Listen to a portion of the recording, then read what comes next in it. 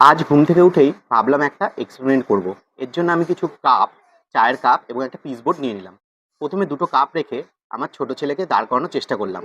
দেখলাম যে কাপটা ভেঙে যাচ্ছে, আমার ছোট ছেলে দাঁড়াতে পারছে না। এর কিন্তু একটা সায়েন্টিফিক ব্যাখ্যাও আছে, যেটা আমি তোমাদের সঙ্গে শেয়ার করতে চাই। এখানে আমি কি করলাম, এবার অনেকগুলো কাপ নিলাম, যে কাপগুলো প্রত্যেকটাই কিন্তু ফাঁকা, এবং পরপর সাজিয়ে রাখলাম।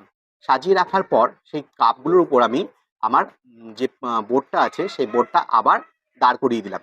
দেখা যাক কি হয় এক্ষেত্রে। প্রথমে আমার ছোট ছেলেকে বললাম এর উপর দাঁড়াতে।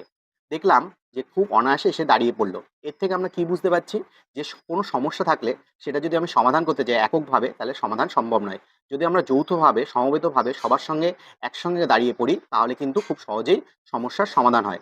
এর যে সায়েন্টিফিক ব্যাখ্যা, তোমরা কমেন্ট সেকশনে জানাও দেখি কে কে জানো এটা কি সায়েন্টিফিক ব্যাখ্যা অনুসারে হচ্ছে।